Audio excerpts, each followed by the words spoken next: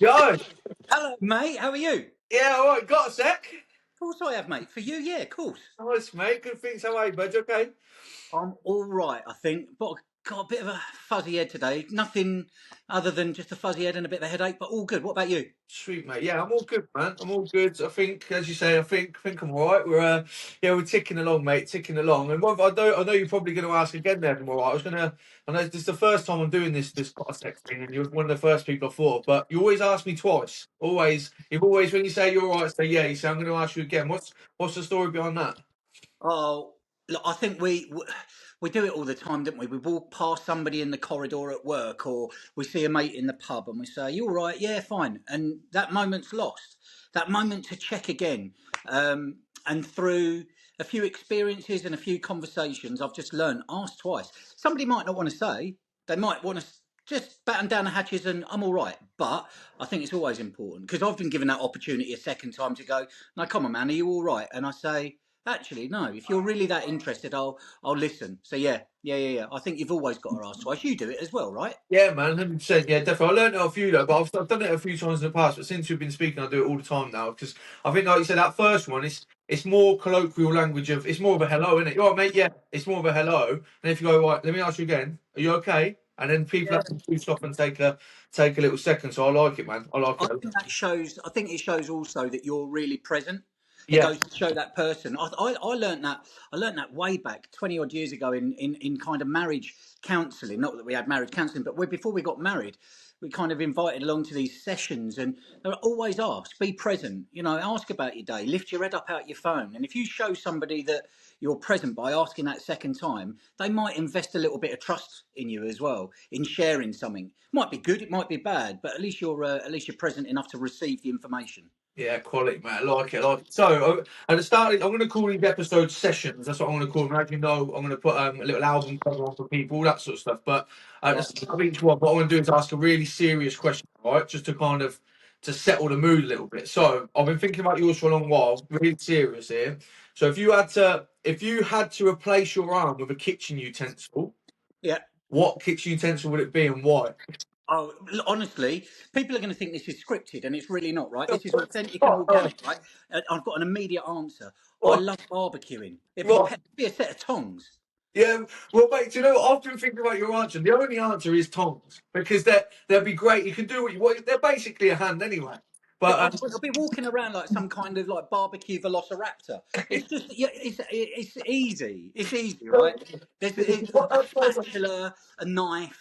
What other utensil is there? Yeah, There's no, got, I thought spatula just because I like the word. So then if you're in like a public place, someone goes, "Oh, you've got and I go, yeah, spatula. It's a yeah, spatula." it's a So I spatula. could say it more often than not, but it would be pretty useless unless you were a pimp. I think. Do you know I what I mean, mean?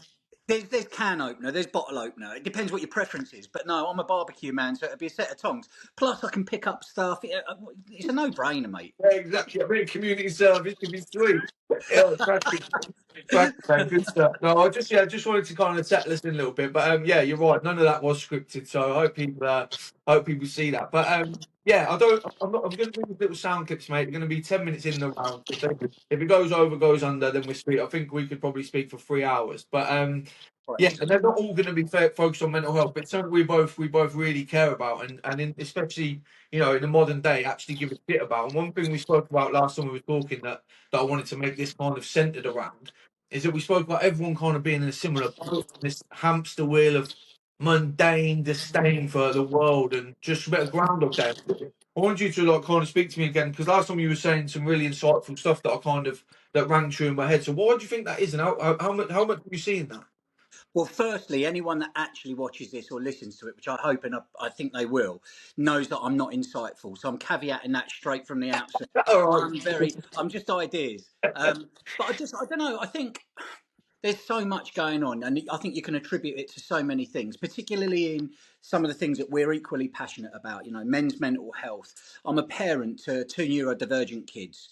I've been in a place where it wasn't particularly good, and I had an amazing wife that picked me up off the floor and said it's going to be all right and reassured me, and I got all that affirmation that I needed. But in today's world, I think everyone's on that kind of egocentric, what about me type thing. And we said it a minute ago, being present to receive information or to give advice or to let somebody know that they're there.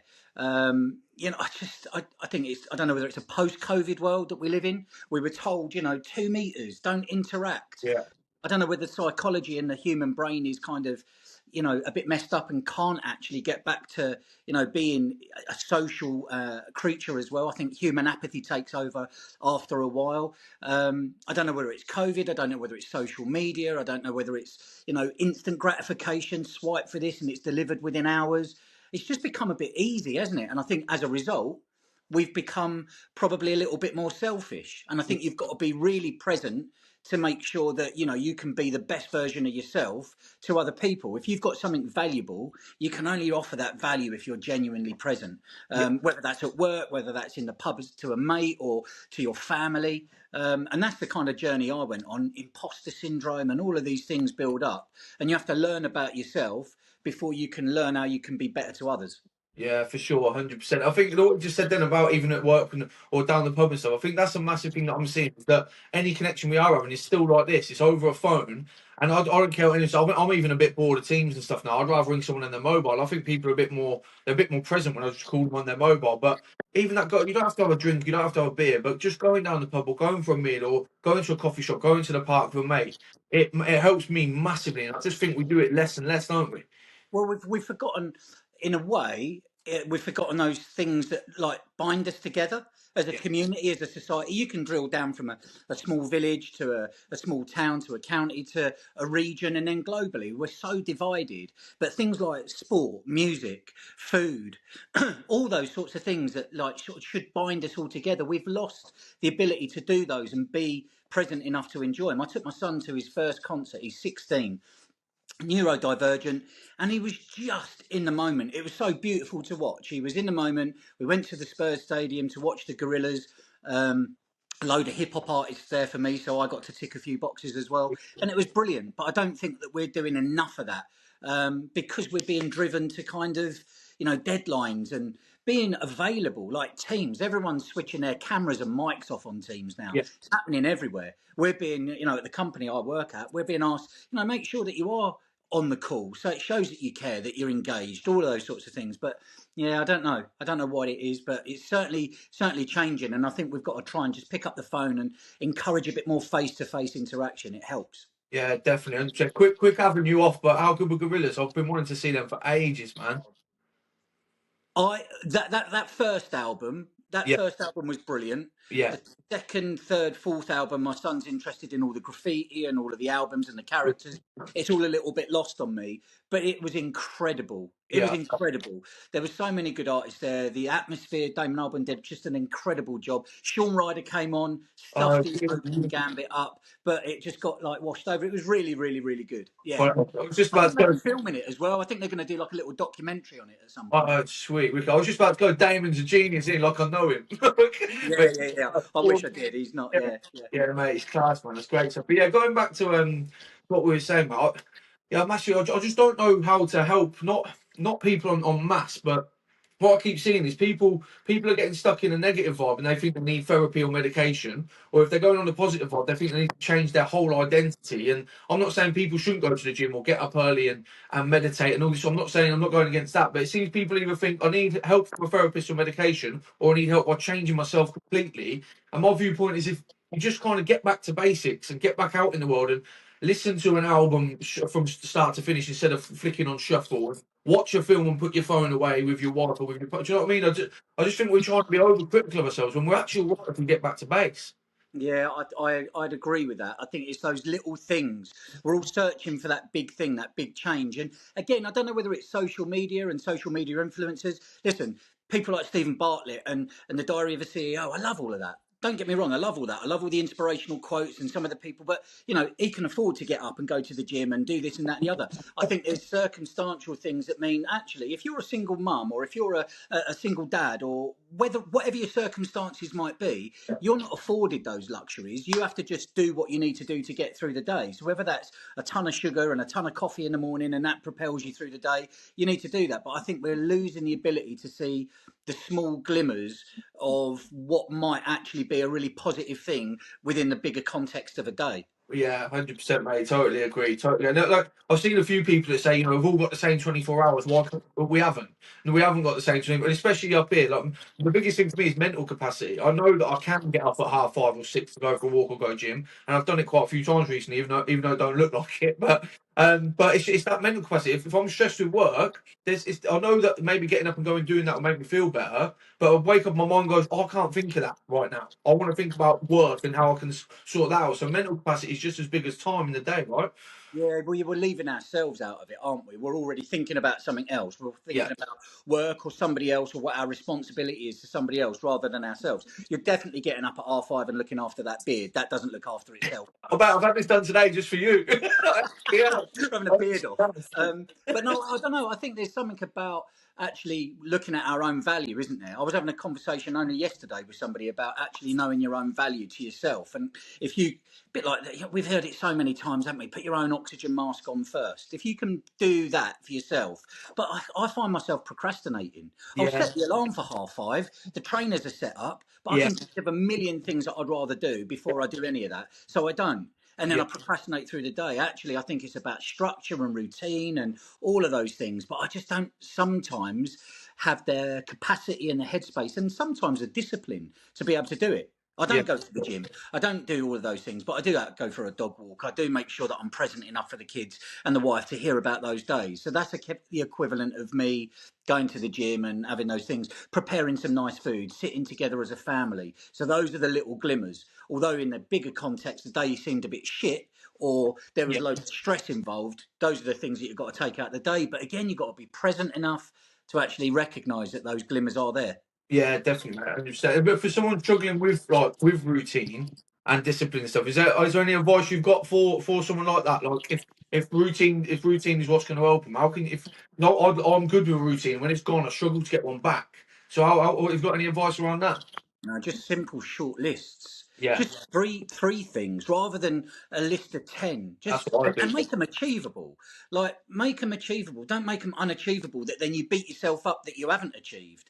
Yeah, I'll like I this is an admission on this, right? So I'll write a to-do list, and the first thing I write on a to-do list is something I've already done. So I can cross a line through it. So I give myself a bit of momentum. So I yeah, can then procrastinate on the next yeah, two, yeah, three, four things on the list. But I think, yeah, just really sort of bite-sized, manageable things that you actually feel like you're achieving, and so it grows and grows and grows. I'm no psychologist, mate. I sell floors and walls for a living, and to architects and designers, and I enjoy doing it. But it's not the be all and end all.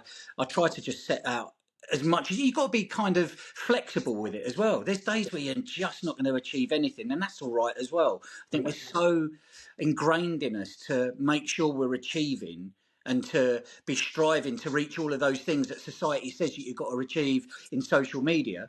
I don't know. Maybe just give ourselves a break, and it's all right to just do the minimum. yeah, yeah, Okay is all right. yeah. Perfection will be the downfall of okay. Yeah, 100% it will. And I love that little glimmers thing. I'm going to use that. I say I'll use it moving forward. I might use it tomorrow, and then it'll feel a cliff because I'm great at taking advice for a day or two, and then it buggers off when life takes over. But I like that little glimmers thing because there is one in basically every day. I know if you're going through something traumatic or if you're in the midst of a grief episode, you know what I mean? Something like that. It's not, and I've been there, and there isn't a glimmer. So you can win the lottery at that point. And it's not a glimmer. So I get that, but yeah, definitely think that it's a good thing to move forward with.